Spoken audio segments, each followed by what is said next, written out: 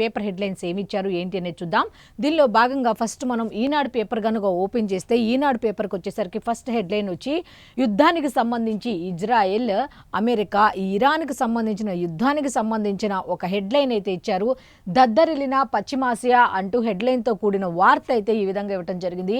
ఇరాన్లో బ్యాలిస్టిక్ క్షిపణి కేంద్రాలపై America, Israel అయితే దాడులు నిర్వహించింది అన్నట్టుగా యుద్ధానికి సంబంధించి ఒక హెడ్లైన్, దానికి సంబంధించి సబ్ హెడ్లైన్స్, ఈ మ్యాటర్ కూడా డీటెయిల్స్తో సహా ఇచ్చారు. అవి కూడా ఏమి ఇచ్చారు ఏంటి అనేది ఒకసారి చూస్తే లెబనాన్లో హెజ్బొల్లా స్థావరాలపైన దాడులు చేశారు అన్నట్టుగా తెలుస్తోంది. అయితే యుద్ధాన్ని విస్తరిస్తున్న ఇరాన్ కూడా ఏమి చూస్తూ ఊరుకోవట్లేదు, ధీటుగా సమాధానం చెప్తోంది అన్నట్టుగా ఇచ్చారు. అయితే అజర్బైజాన్ పైకి డ్రోన్లు, ఒమన్ ఫోర్టు పైన, అలాగే గల్ఫ్ దేశాలపై కొనసాగింపు అన్నట్టుగా తెలుస్తోంది. యుద్ధ నౌకపై దాడికి ప్రతీకారం తీర్చుకుంటామని కూడా ఇరాన్ ప్రకటించడం జరిగినట్టుగా తెలుస్తోంది. అయితే శ్రీలంక తీరంలోకి మరో ఇరాన్ నౌక అయితే చేరిందట. దానికి సంబంధించి 208 మంది సిబ్బందిని ఖాళీ చేయించిన దిశనాయకే ప్రభుత్వం అన్నట్టుగా ఉంది. అయితే గతంలో కూడా కొంతమందిని నౌక నుంచి కాపాడిన శ్రీలంక ప్రభుత్వం ఈసారి కూడా ఇంకొక నౌక అక్కడికి రావడంతో అక్కడ కూడా 208 మంది సిబ్బందిని ఆ నౌకను ఖాళీ చేయించి వాళ్ళకి కొద్దిగా భరోసా ఇచ్చినట్టుగా వాళ్ళని కాపాడినట్టుగా తెలుస్తోంది. దేశాల మధ్య ఎన్ని విభేదాలు ఉన్నా ఇటువంటి ఆపత్కాల పరిస్థితుల్లో మాత్రం ఒకరికొకరు సహాయం చేసుకోవాలి అనేది ఉంటుంది. కాబట్టి ఆ నేపథ్యంలో ఈ విధంగా శ్రీలంక ప్రభుత్వం అయితే ఈ విధంగా కాపాడినట్టుగా తెలుస్తోంది. యుద్ధానికి సంబంధించి నౌకలు అక్కడికి చేరటం, అక్కడ నుంచి కొంతమందిని కాపాడటం అట్లా జరిగింది. అయితే దీనికి సంబంధించిన డీటెయిల్స్ అన్నీ కూడా ఒకసారి లోపల ఉన్నాయి. కూడా ఏంటి అనేది చూస్తే క్షిపణులు, బాంబులు, డ్రోన్ల దాడులతో యుద్ధం 6వ రోజైన గురువారము పశ్చిమాసియా 6వ రోజులో కూడా యుద్ధంతో దద్దరిల్లింది అన్నట్టుగా అయితే ఇచ్చారు. కొత్త ప్రాంతాలకు దాడులు అయితే విస్తరించాయి. ఇరాన్లోని దీర్ఘశ్రేణి బ్యాలిస్టిక్ క్షిపణి కేంద్రాలతో పాటు టెహ్రాన్ సహా ఇతర నగరాలపై ఇజ్రాయెల్ వరుస వైమానిక దాడులు అయితే నిర్వహించింది అన్నట్టుగా తెలుస్తోంది. అయితే లెబనాన్లోని 80 హెజ్బొల్లా మిలిటెంట్ల కేంద్రాలపైన విరుచుకుపడింది. ఇరాన్ కూడా దాడులను కొనసాగించింది. ఇజ్రాయెల్లోని టెల్ అవీవ్, జెరూసలేంలపై క్షిపణులు, డ్రోన్ల వర్షం అయితే కురిపించినట్టుగా తెలుస్తోంది. అయితే ఎవరికి వాళ్ళు ఎక్కడా తగ్గట్లేదు అన్నట్టుగా పశ్చిమాసియా మొత్తం అట్టుడికి పోయింది అన్నట్టుగా తెలుస్తోంది. అయితే గల్ఫ్ దేశాల్లోనూ ఇరాన్ మరోసారి లక్ష్యంగా చేసుకుంది. హిందూ మహాసముద్రంలో తమ యుద్ధ నౌకను ముంచేయడంపై ఇరాన్ తీవ్రంగా స్పందించింది. సముద్రంలో ఇంతటి దారుణానికి పాల్పడినటువంటి వారిపై ఖచ్చితంగా ప్రతీకారం అయితే తీసుకొని తీరతాం అన్నట్టుగా ఇరాన్ కూడా ప్రకటించడం జరిగింది. అయితే దీనికి సంబంధించిన కంప్లీట్ డీటెయిల్స్ అన్నీ కూడా పేజ్ నెంబర్ 3లో ఉన్నాయి. నెక్స్ట్ అజర్బైజాన్కు యుద్ధం సెగ అన్నట్టుగా ఉంది. ఒకసారి చూడండి. అజర్బైజాన్లోని నక్షివాన్ విమానాశ్రయం సమీపంలో ఇరాన్ డ్రోన్ దాడి చేయడంతో ఎగిసిన మంటలు అన్నట్టుగా ఒక పిక్ కూడా దీనికి సంబంధించి ఇచ్చారు, దాడులకు సంబంధించి. నెక్స్ట్ దీనికి సంబంధించిన కంప్లీట్ డీటెయిల్స్ అన్ని లోపల పేజీలో ఉన్నాయి. నెక్స్ట్ ఇంకొక వార్త కూడా ఉంది దీనికి యుద్ధానికి సంబంధించి. ఖమేనీ మృతికి భారత్ సంతాపం. ఇప్పటి వరకు కూడా చాలామంది భారత్ ఎందుకు ఈ ఖమేనీ మృతికి సంబంధించి ఇంతవరకు ఎందుకు స్పందించలేదు అని అనే వాళ్ళందరూ కూడా ఇవి ఇప్పుడు స్పందించింది. ఎలా అంటే ఖమేనీ మృతికి నివాళిగా ఢిల్లీలోని ఇరాన్ రాయబార కార్యాలయంలో సంతాప సందేశం రాస్తున్న భారత విదేశీ వ్యవహారాల శాఖ కార్యదర్శి విక్రమ్ మిశ్రీ అన్నట్టుగా ఇదిగోండి ఇచ్చారు. సంతాపం ఎట్టకేలకు ఖమేనీ మృతికి అయితే సంతాపం తెలిపినట్టుగా తెలుస్తోంది. అయితే దీనికి సంబంధించిన కంప్లీట్ డీటెయిల్స్ అన్నీ కూడా పేజ్ నెంబర్ 3లో ఉన్నాయి. ఇక్కడ కనుక మనం చూస్తే వీళ్ళు పరుగులు పెడుతున్నారు స్థానికులు. చూడండి. అమెరికా, ఇజ్రాయెల్ దాడితో ఇరాన్ రాజధాని టెహ్రాన్లో పేలుడు సంభవించడంతో పరుగులు తీస్తున్న స్థానికులు అన్నట్టుగా తెలుస్తోంది. అయితే దీనికి సంబంధించిన డీటెయిల్స్ అన్నీ కూడా లోపల పేజీల్లో ఉన్నాయి. నెక్స్ట్ ఈ యుద్ధానికి సంబంధించిన డీటెయిల్స్ అన్నీ కూడా పేజ్ నెంబర్ 3లో కంప్లీట్ డీటెయిల్స్ ఉన్నాయి. నెక్స్ట్ ఇంకొక వార్త ఉంది. ఆ వార్త కూడా ఏంటి అనేది ఒకసారి మనం చూస్తే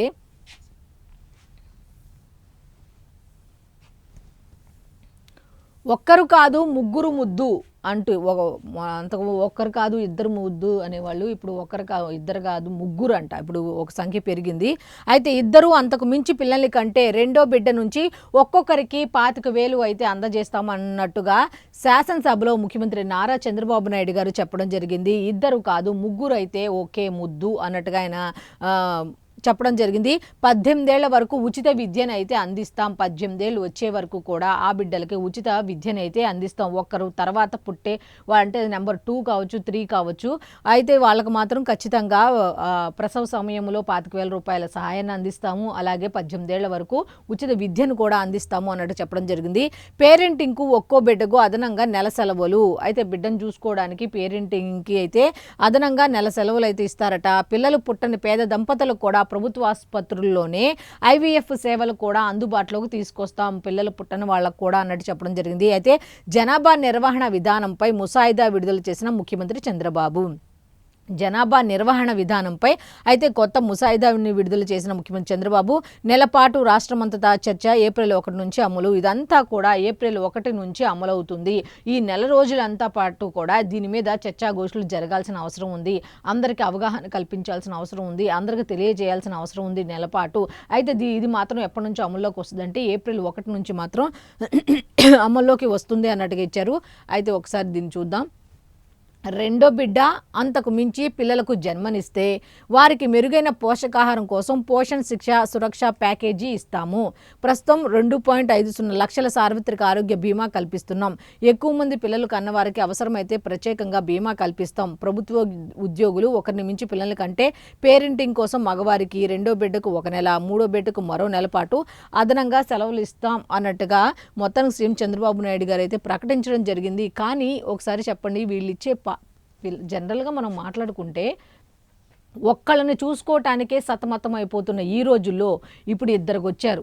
ఇద్దరిని కూడా ఒక్కరినే చూసుకోలేని వాళ్ళు ఇద్దరిని చూసుకోవడానికి కూడా రకరకాలుగా కేర్ టేకర్లు పెట్టుకోవడం, కేర్ టేకర్ సెంటర్లో పెట్టడం, ఉద్యోగాలకు వెళ్తే ఇబ్బంది పడతాం. ఈ టైంలో మళ్ళీ ముగ్గురు కోసం ముగ్గురు ముద్దు అనే స్లోగన్ అయితే వీళ్ళు తీసుకొచ్చారు జనాభా ముసాయిదాకు సంబంధించి. మరి సాధ్యం అవుతుందా అంటే వాళ్ళు కనేస్తారు. వీళ్ళు ఇచ్చే 25,000తో అప్పుడు ఇచ్చే ప్రసవానికి సంబంధించి 25,000 సరిపోతాయా? ఒక బిడ్డను పెంచాలంటే ఎంత ఖర్చు అవుతుంది, ఎంత అదనంగా ఆ పేరెంట్స్ ఆలోచించాల్సి వస్తుంది. ప్రభుత్వాలు ఈ విధంగా మేము అది ఇస్తాం అని చెప్పడం ఈజీయే, ఇస్తారు కూడా. కానీ వాళ్ళు ఇచ్చేదాంతో అనేది ఆ ఆ ముగ్గురిని పోషించడం అనేది సాధ్యం అవుతుందా? ఒక రకంగా ఆలోచించుకోండి. ఇప్పుడు ప్రభుత్వం తీసుకున్న నిర్ణయం మంచిదా చెడ్డదా పక్కన పెట్టండి. జనం ఆలోచించే విధానం ఎలా ఉంది అంటే ఒక్కడనే పెంచలేని పరిస్థితిలో ఉంటున్నాం. ప్రస్తుతం ధరలు చూస్తే ఆకాశాన్ని అంటుతున్నాయి. వీళ్ళు ఇచ్చే 25,000 లేకపోతే 18 ఏళ్ల వరకు ఇప్పుడు వీళ్ళు ఇచ్చినా ఇవ్వకపోయినా ఉచిత విద్య వీళ్ళు ఇచ్చినా కూడా గవర్నమెంట్ స్కూల్స్లో ఎవరైనా పేరెంట్స్ ఒకళ్ళు కాదు, ఇద్దరు కాదు, ముగ్గురు అంటున్నారు కదా. ముగ్గురిని ఒకళ్ళని గవర్నమెంట్ స్కూల్లో జాయిన్ చేయలేరు, ఒకళ్ళని ఇంకో దాంట్లో జాయిన్ చేయలేరు. అట్లా అని చెప్పి ముగ్గురిని తీసుకెళ్ళి ప్రైవేట్ స్కూల్లో జాయిన్ చేయలేరు. అసలు అంత సాధ్యం అవుతుందా? అసాధ్యాలు ఉంటాయా? వీళ్ళు చెప్పడానికి చెప్తారు, కానీ పోషించే వాళ్ళకి తెలుస్తుంది అనేది సామాన్యుల మాట. ప్రస్తుతం ప్రతి ఒక్కరు కూడా ఆలోచించేది ఏంటి అంటే ఒక్కళ్ళనే చూసుకోలేకపోతున్నారు. మళ్ళీ ఇద్దరినే చూసుకోలేని పరిస్థితులు. ఇప్పుడు మళ్ళీ ముగ్గురు అంటున్నారు. ముగ్గురిని పోషించడం అంటే తల్లిదండ్రులు ఏ విధంగా ఆలోచించాలి? గవర్నమెంట్ ఎంప్లాయీసే పిల్లల్ని చూసుకోలేని సిచ్యువేషన్లో ఉన్నారు. ఉద్యోగానికి వెళ్ళాలా, ఎలా చూసుకోవాలి, ఏంటి చూసుకునేవాళ్ళు లేక కూడా. అలాంటిది కూలీ నాలి చేసుకునే వాళ్ళ ఉదయం కూలీకి వెళ్తే కానీ రాత్రి వచ్చేదాకా మరి పిల్లల్ని చూసుకునే వాళ్ళు ఎలా, వాళ్ళని పోషించడం ఎలాగా? ముగ్గురు పిల్లల్ని పోషించడం అంటే మాటల?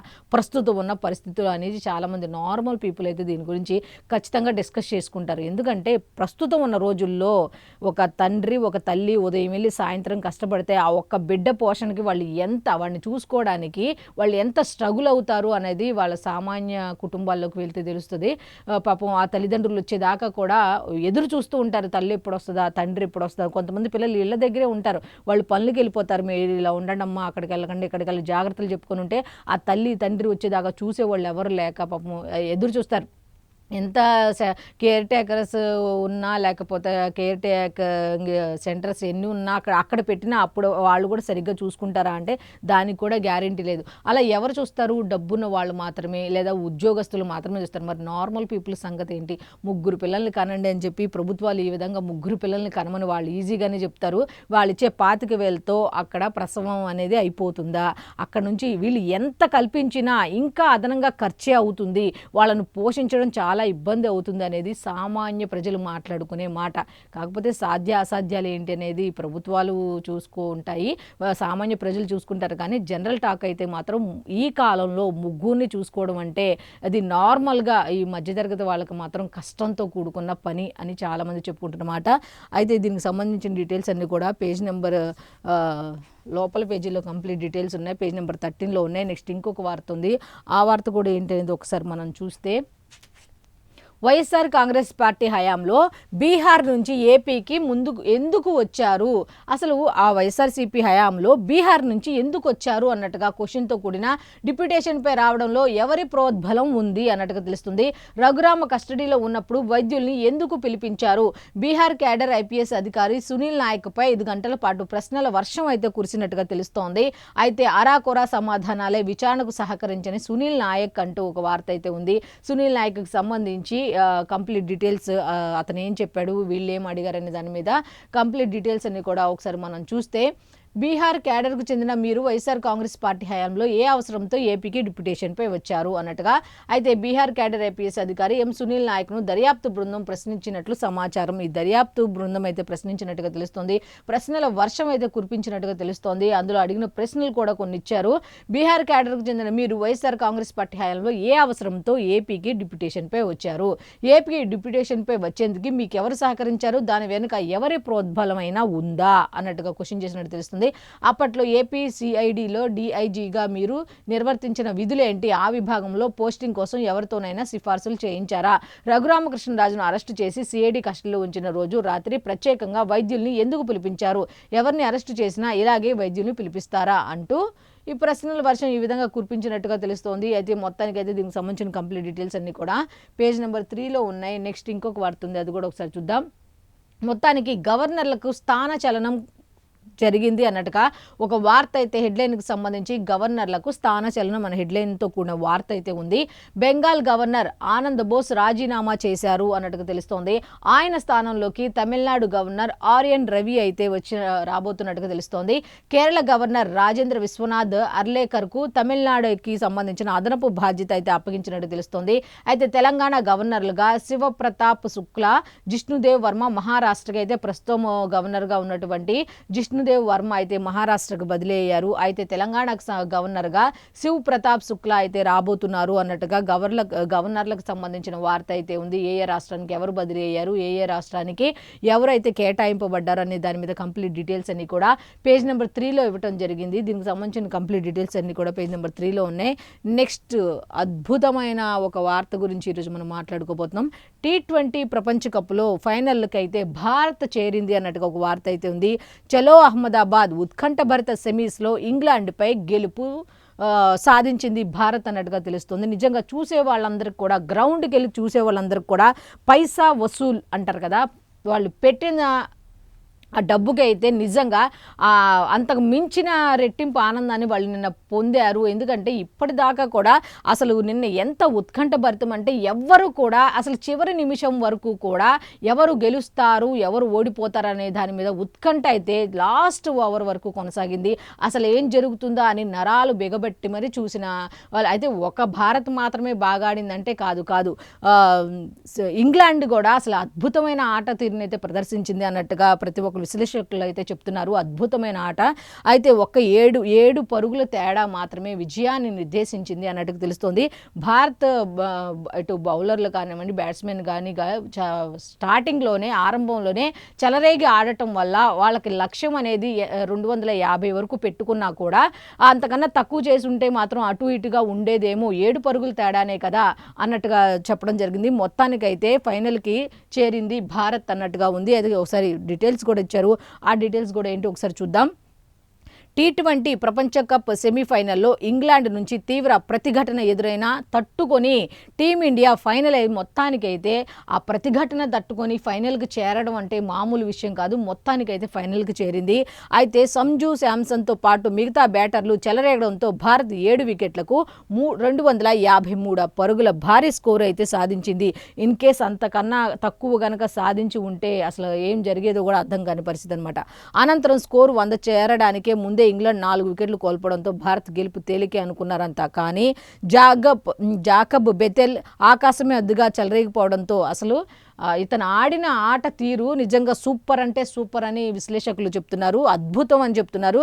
చెలరేగిపోవడంతో ఇంగ్లీష్ జట్టు విజయానికి బాటలు వేసుకుంది. జాకబ్ బెతెల్ ఆకాశమే హద్దుగా అతను కొట్టిన ఒక్కొక్క బాల్ మామూలుగా కాదు. ఆఖర్లో బూమ్రా చివరి 2 ఓవర్లలో 14 పరుగులు ఇచ్చి జట్టును గట్టెక్కించాడు. ఇంగ్లాండ్ 7 వికెట్ల నష్టానికి 246 పరుగులు చేసింది. టీమిండియా ఆదివారం అహ్మదాబాద్లో న్యూజిలాండ్తో ఫైనల్ ఆడుతుంది. మొత్తానికైతే ఫైనల్ చేరుకుంది. ఆదివారం అయితే న్యూజిలాండ్తో ఫైనల్ మ్యాచ్ అహ్మదాబాద్లో ఆడనుంది అన్నట్టుగా తెలుస్తుంది. అయితే క్రికెట్కి సంబంధించి ఇంకా కంప్లీట్ డీటెయిల్స్ అయితే ఎంత ఉత్కంఠభరితంగా సాగింది ఏంటి అనే దాని మీద కంప్లీట్ డీటెయిల్స్ అయితే కూడా ఛాంపియన్ పేజీలో ఈనాడుకు సంబంధించి ఛాంపియన్ పేజీలో అయితే కంప్లీట్ డీటెయిల్స్ అయితే ఉన్నాయి. నెక్స్ట్ ఇంకొక వార్త ఉంది, అది కూడా ఏంటి అనేది ఒకసారి మనం చూద్దాం.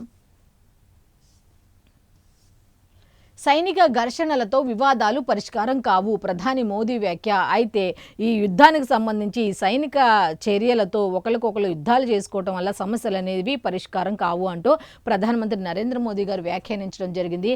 పశ్చిమాసియా ఉక్రెయిన్లలో యుద్ధాలు త్వరగా ముగియాలని ఆయన ఆకాంక్షించారు అన్నట్టుగా తెలుస్తోంది. లంచాల సొత్తులో కొంత ఎన్నికల్లో పంపిణీ అంటూ ఇంకొక దానికి సంబంధించిన వార్త అయితే ఉంది.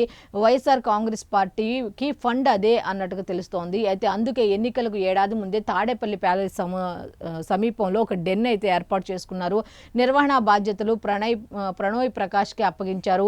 రిమాండ్ రిపోర్ట్లో అయితే సిట్ అయితే దీనికి సంబంధించిన కంప్లీట్ డీటెయిల్స్ ఇవ్వడం జరిగింది. ప్రణోయ్ ప్రకాష్కు ఈ నెల 13 వరకు రిమాండ్ విధించారు అన్నట్టు తెలుస్తోంది. నెక్స్ట్ సీఎం పదవిని వీడి రాజ్యసభకు నితీష్ బీహార్ నుంచి నామినేషన్ అన్నట్టుగా తెలుస్తోంది. అన్ని సభల్లో ప్రాతినిధ్య ఆకాంక్ష నెరవేరుతోందని వెల్లడి. నితిన్ నబీన్ పవార్ ఎన్నిక ఖాయమే అన్నట్టుగా తెలుస్తోంది. దీనికి సంబంధించిన కంప్లీట్ డీటెయిల్స్ లోపల ఉన్నాయి. నెక్స్ట్ సాక్షి పేపర్కి వెళ్ళిపోదాం. సాక్షి పేపర్కి వెళ్ళిపోయేసరికి ఫస్ట్ వార్త వచ్చి క్రికెట్కి సంబంధించిన వార్త ఉంది. అది కూడా ఏంటి ఒకసారి మనం చూద్దాం. ఫైనల్లో భారత్ అన్నట్టుగా హెడ్లైన్తో కూడిన వార్త ఏమిటి అంటే ఇంగ్లాండ్పై విజయంతో T20 వరల్డ్ కప్ టైటిల్ పోరుకు అర్హత సాధించింది భారత్ అన్నట్టుగా ఉంది. అయితే T20 ప్రపంచ కప్ను నిలబెట్టుకున్న తొలి జట్టుగా ఘనత సాధించేందుకు భారత్ మరో అడుగు దూరంలో నిలిచింది. ఇక ఫైనల్కి చేరింది కాబట్టి T20 మాదే, వరల్డ్ కప్కు సంబంధించి కప్పు మాదే అని అనుకోవడానికి జస్ట్ ఒక్క అడుగులో ఆగింది. 2024 ఛాంపియన్షిప్ వరుసగా రెండోసారి ఫైనల్లోకి అడుగుపెట్టింది. ముంబైలో గురువారం జరిగిన సెమీఫైనల్లో భారత్ 7 పరుగుల స్వల్ప తేడాతో ఇంగ్లాండ్ను ఓడించింది. భారత్ 7 వికెట్లకు 253 పరుగులు చేయగా ఇంగ్లాండ్ 7 వికెట్లకు 246 పరుగులకు పరిమితమైంది. టీమిండియా గెలుపులో 89 పరుగులతో సంజు శాంసన్ కీలక పాత్ర పోషించాడు అన్నట్టుగా వార్త అయితే ఉంది. కంప్లీట్ డీటెయిల్స్ లోపల ఉన్నాయి. నెక్స్ట్ ఇంకా వార్తలు ఉన్నాయి. ఇవి కూడా ఏంటి, మెయిన్ వార్త ఏమిటి సాక్షికి సంబంధించి అంటే ఆశా వర్కర్లకు సంబంధించింది. ఆశయమే ఆగ్రహ జ్వాలై అన్నట్టుగా ఆశా వర్కర్లకు సంబంధించిన వార్త అయితే ఉంది. హెడ్లైన్ అయితే ఏ విధంగా ఇచ్చారంటే ఆశయమే ఆగ్రహ జ్వాలై ఇలాగ అయిపోయింది అన్నట్టుగా. చంద్రబాబు ప్రభుత్వ నిరంకుశత్వంపై కదం తొక్కిన ఆశా వర్కర్లు అన్నట్టుగా ఇది ఒక వార్త అయితే ఉంది. రాష్ట్రం నలుమూలల నుంచి భారీగా తరలివచ్చిన కార్యకర్తలు అన్నట్టుగా రైళ్లు, బస్సులు, ప్రైవేటు వాహనాల్లో విజయవాడకు రాక నినాదాలతో దద్దరిల్లిన బెజవాడ ధర్నా చౌక్ అన్నట్టుగా వార్త అయితే ఇచ్చారు. వెట్టి చాకరీ, బానిసత్వానికి వ్యతిరేకంగా నినాదం, రేయింబవళ్లు సర్వేల పేరుతో వేధిస్తున్నారనే ఆగ్రహం, పెరుగుతున్న ధరలకు అనుగుణంగా కనీస వేతనాలు ఇవ్వాలని వాళ్ళు డిమాండ్ చేస్తూ విజయవాడ ధర్నా చౌక్లో వాళ్ళు ధర్నా చేసినట్టుగా తెలుస్తోంది. అయితే దీనికి సంబంధించిన కంప్లీట్ డీటెయిల్స్ అన్నీ కూడా లోపల పేజీలో ఉన్నాయి. నెక్స్ట్ ఇంకా వార్తలు ఉన్నాయి. అది కూడా ఏంటి ఒకసారి చూస్తే యుద్ధానికి సంబంధించిన వార్త ఒకటి ఉంది. యుద్ధ బీభత్సం అన్నట్టుగా ఒక హెడ్లైన్ అయితే ఉంది. దీనికి సంబంధించి పశ్చిమాసియాలో కొనసాగుతున్న కల్లోలం అంటూ అమెరికా చమురు నౌకపై ఇరాన్ అయితే దాడి చేసింది. మంటల్లో చిక్కిందన్న ప్రభుత్వ వర్గాలు.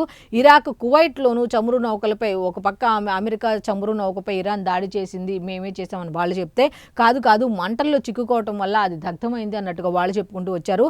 మొత్తానికి ఇరాన్, కువైట్లోనూ చమురు నౌకలపై దాడి జరిగినట్టుగా తెలుస్తోంది. UAE, అజర్బైజాన్, దోహాపై బాంబులు వర్షం అయితే కురిసినట్టుగా తెలుస్తోంది. ఇరాన్ నౌకాశ్రయంపై విరుచుకుపడ్డ అమెరికా దేశవ్యాప్తంగా భారీగా క్షిపణి బాంబు దాడులు, లెబనాన్పై దాడులను పెంచిన ఇజ్రాయెల్ అన్నట్టుగా ఉంది. అయితే అమెరికాకు బుద్ధి చెప్తామంటూ ఇరాన్ కూడా గట్టి హెచ్చరికలు జారీ చేసినట్టుగా తెలుస్తోంది. అయితే దీనికి సంబంధించిన కంప్లీట్ డీటెయిల్స్ అన్ని కూడా పేజ్ నెంబర్ 6లో ఉన్నాయి. నెక్స్ట్ ఇంకొక వార్త ఉంది. ఆ వార్త కూడా ఏంటి అని చూస్తే చర్చ లేకుండా డైవర్షన్ అంటూ పక్కదారి పట్టించి గందరగోళం సృష్టించి మండలిలో మమా అనిపించారు. గొడవల మధ్య ఆనం హడావుడి స్టేట్మెంట్ ఇచ్చారు. ఇందాపూర్ హెరిటేజ్ బంధం బయటపడుతుందనే భయంతో హడావుడిగా స్టేట్మెంట్ అయితే ఇచ్చేశారు అంటూ తిరుమల లడ్డు ప్రసాదంపై చర్చించేందుకు చంద్రబాబు ప్రభుత్వం జంకుతోందని మరోమారు స్పష్టమైంది అన్నట్టు చెప్పడం జరిగింది. అయితే మండలిలో చర్చకు అవకాశం ఇస్తే ఇందాపూర్ హెరిటేజ్ బంధం బయటపడుతుందనేది ప్రభుత్వ పెద్దల భయం. ఇందాపూర్ ముసుగులో హెరిటేజ్ కోసమే చంద్రబాబు కల్తీ నెయ్యి ఆరోపణలు చేశారు అన్నట్టుగా వీళ్ళైతే చెప్పడం జరిగింది. తన వ్యాపార ప్రయోజనాల కోసమే జంతువుల కొవ్వు కలిసిపిన నెయ్యి వాడారని దుష్ప్రచారం చేశారనేది తేటతెల్లమవుతుంది. అందుకే సభ్యుల ప్రశ్నలకు సమాధానం చెప్పలేక విషయాన్ని పక్కదారి పట్టించడమే లక్ష్యంగా పెట్టుకుని ఈ విధంగా చేసింది అన్నట్టుగా ఇచ్చారు.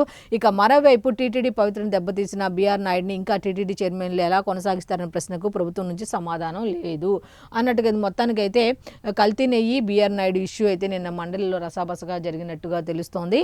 అయితే దీనికి సంబంధించి కంప్లీట్ డీటెయిల్స్ లోపల ఉన్నాయి. నెక్స్ట్ ఇంకొక వార్త ఉంది. ఆ వార్త కూడా ఏంటి ఒకసారి మనం చూస్తే, రాజ్యసభకు నితీష్ నామినేషన్ వేశారు అన్నట్టుగా అయితే బీహార్ ముఖ్యమంత్రి నితీష్ కుమార్, బీజేపీ చీఫ్ నితిన్ నబీన్ సహా 5 గురువారం ఎన్డీఏ తరపున రాజ్యసభ అభ్యర్థులుగా నామినేషన్లు వేశారు. నితీష్ కుమార్ రాజీనామాతో ఖాళీ అవుతున్న సీఎం పదవిని బీజేపీ నేత చేపడతారని భావిస్తున్నారు అన్నట్టుగా తెలుస్తోంది. అయితే నెక్స్ట్ ఎక్కడైనా అదే కదా ఉండేది, వాళ్ళ వారసులు వస్తారా లేకపోతే బీజేపీ వాళ్ళు వస్తారా అనేది ఇక్కడ ఒక సందిగ్ధం.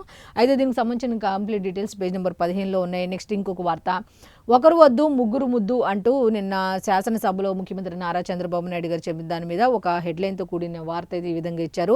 ఒకరు వద్దు ఇద్దరే ఓకే ముగ్గురు ముద్దు అనేది కొత్త నినాదం. 3వ సంతానానికి డెలివరీ సమయంలో 25,000 ప్రోత్సాహకం, 5 ఏళ్ల పాటు ₹1000 చొప్పున ఇస్తాం, 18 ఏళ్ల వరకు ఉచిత విద్య అందిస్తామని సీఎం చంద్రబాబు నాయుడు గారు శాసనసభలో ప్రకటించారు అన్నట్టుగా వార్త అయితే ఇచ్చారు.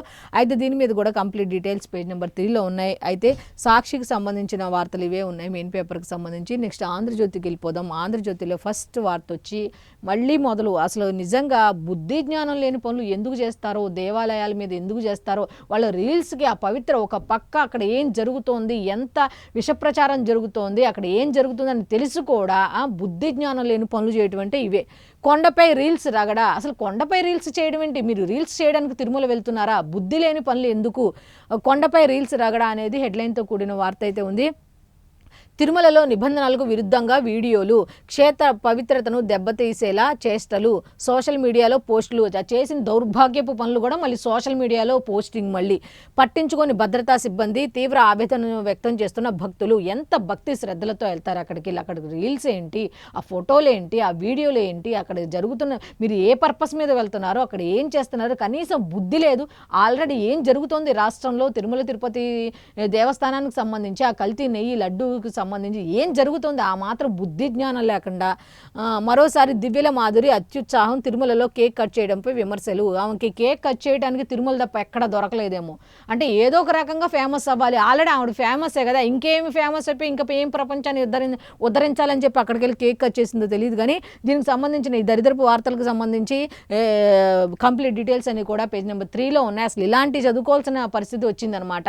పవిత్ర స్థలాన్ని ఎంత అపహాస్యం చేస్తున్నారు అంటే అంత అపహాస్యం చేస్తున్నారు.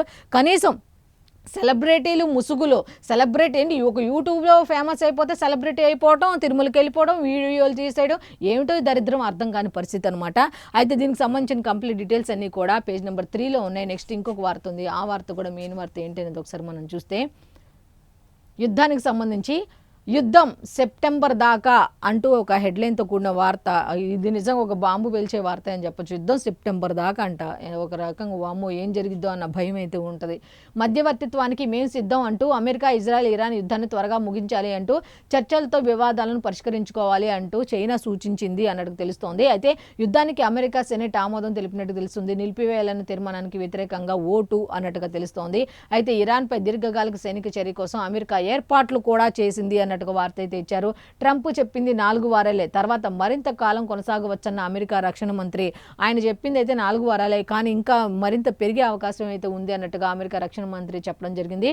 మొత్తానికి యుద్ధం రెండో రోజే ఇరాన్ తెల్ల జెండా అన్నట్టుగా కాల్పుల విరమణ ప్రతిపాదన తోసిపుచ్చిన అమెరికా, సంచలనం రేపుతున్న న్యూయార్క్ టైమ్స్ కథనం అంటూ ఒక వార్త అయితే ఉంది. అది దీనికి సంబంధించిన కంప్లీట్ డీటెయిల్స్ లోపల పేజీలో ఉన్నాయి. నెక్స్ట్ ఎరువులు, వంట గ్యాస్కి ఇక తెప్పలే అన్నట్టుగా తెలుస్తుంది. యుద్ధ ప్రభావం భారత్పై తీవ్రంగా పడే అవకాశం అయితే ఉంది అన్నట్టుగా తెలుస్తుంది. ఓ పక్క సెప్టెంబర్ వరకు అంటున్నారు, ఇప్పటికే ఎరువులు, వంట గ్యాస్కి తెప్పలే అంటున్నారు. యుద్ధ ప్రభావం భారత్పై పడే అవకాశం ఉందంటున్నారు. గల్ఫ్ నుంచే యూరియా, DAP ముడి పదార్థాలు వేసవి నాట్లకు రైతులకు రైతులకు ఎరువుల లభ్యతపై కూడా అనిశ్చితి ఏర్పడింది అన్నట్టు తెలుస్తుంది. పెరిగిపోనున్న వంట గ్యాస్ ధరలు కూడా విపరీతంగా పెరిగిపోనున్నాయి అన్నట్టు తెలుస్తోంది. ఇరాన్పై దాడులకు భారత నౌకాశ్రయాల అమెరికాలో మాజీ సైనికాధికారి వ్యాఖ్యలను ఖండించిన విదేశాంగ శాఖ ఫ్యాక్ట్ చెక్ విభాగం అన్నట్టుగా తెలుస్తోంది.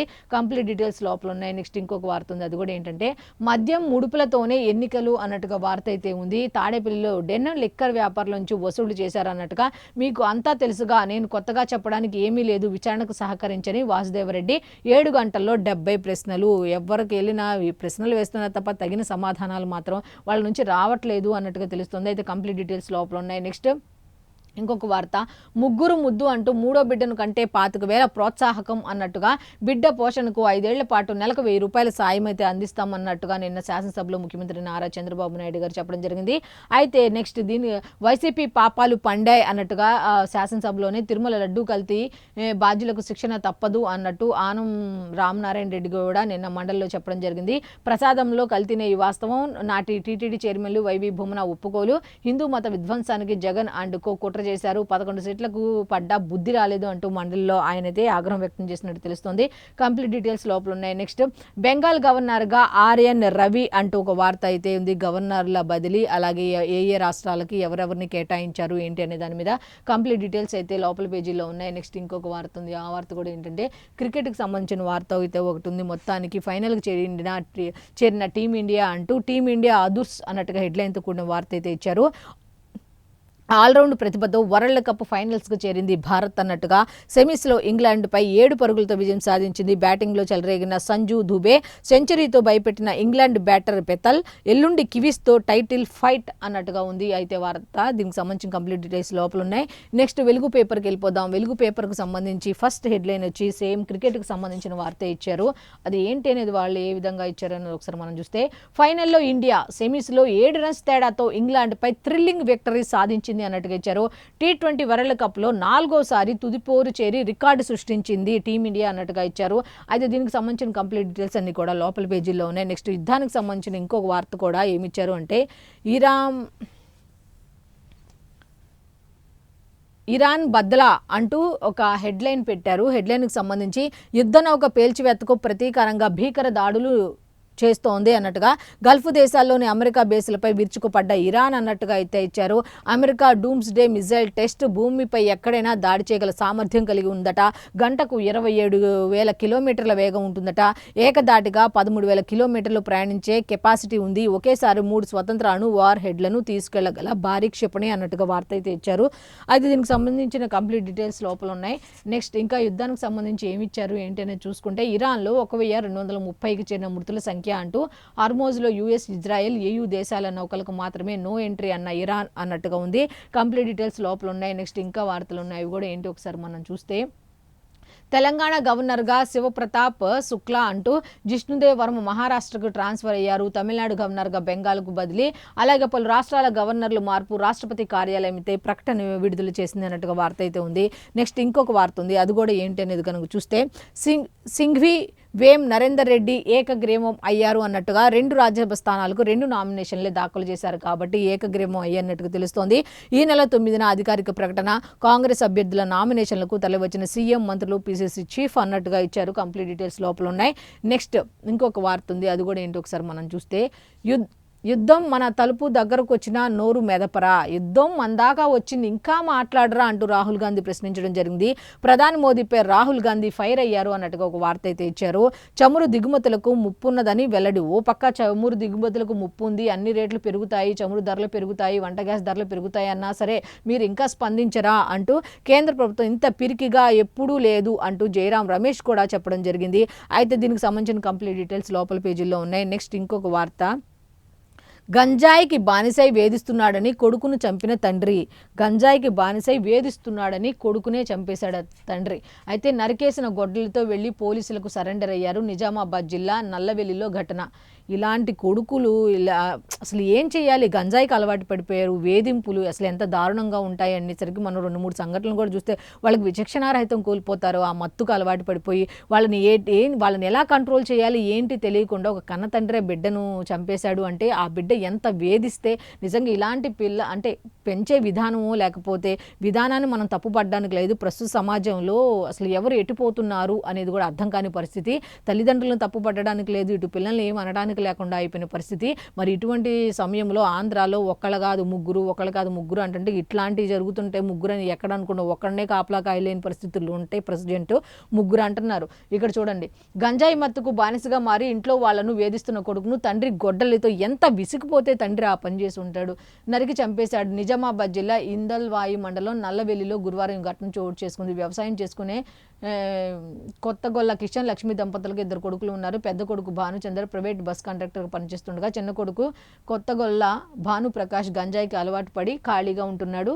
ఈ విధంగా ఎంత విసిగించాడో, ఎంత మరి కన్న బిడ్డను అంత దాకా తీసుకొచ్చితే అసలు ఏం చేయాలో అర్థం కాని పరిస్థితిలో తండ్రి ఇంకా ఆ పని చేయాల్సి వచ్చిందో ఏమో. టెక్నాలజీ పరంగా ఎంత ఎదుగుతున్నారు యువత, మత్తు పదార్థాలకు బానిసలు కాకండి అని ఎన్ని అవగాహన కార్యక్రమాలు నిర్వహిస్తున్న ప్రభుత్వాలు కానీ యువత మాత్రం పెడచెవిన పెడుతూ ఇగో ఇట్లాంటి వాటికి బానిస అయిపోయి తల్లి లేదు తండ్రి లేదు విచక్షణ జ్ఞానం కోల్పోయి వాళ్ళని వేధిస్తుంటే నిజంగా ఒక్కొక్కసారి బాధ అనిపిస్తుంది. ఎటుపోతుంది సమాజం అనే దాని మీద అయితే నిజంగా ఆందోళన వ్యక్తం చేసుకోవాల్సిన ప్రస్తుత పరిస్థితి అయితే ఉంది. అయితే దీనికి రివర్స్ ఆపోజిట్ చూడండి. ఇంకొక వార్త, తాగడానికి డబ్బులు ఇవ్వలేదని గొడ్డలితో తల్లిపై కొడుకు దాడి. తాగడానికి అంటే యువత ఏ విధంగా తప్పుదోవ పడుతున్నారు, ఎన్ని అవగాహన కార్యక్రమాలు నిర్వహించినా వాటి వల్ల ఉపయోగం లేకుండా పోతోంది. తాగడానికి డబ్బు ఇవ్వలేదని గొడ్డలితో తల్లిపై కొడుకు దాడి. మహబూబాబాద్ జిల్లా చెర్లపాలెంలో దారుణం జరిగింది అన్నట్టుగా. అసలు ఎవరిని తప్పు పట్టాలి చెప్పండి. దీనికి సంబంధించిన కంప్లీట్ డీటెయిల్స్ అయితే లోపల పేజీల్లో ఉన్నాయి. నెక్స్ట్, 126 కాలేజీల్లో లక్షలోపే అన్నట్టుగా ఒక వార్త అయితే ఉంది. ప్రైవేట్ ఇంజనీరింగ్ కాలేజీల్లో ఫీజులు అయితే ఖరారు చేశారన్నట్టు తెలుస్తుంది. 3 ఏళ్ల పాటు ఇవే ఫీజులు కొనసాగుతాయని చెప్పడం జరిగింది. వాయిదాల పద్ధతిలో చెల్లింపునకు వెసులుబాటు కల్పించారు అన్నట్టుగా తెలుస్తుంది. కంప్లీట్ డీటెయిల్స్ లోపల ఉన్నాయి.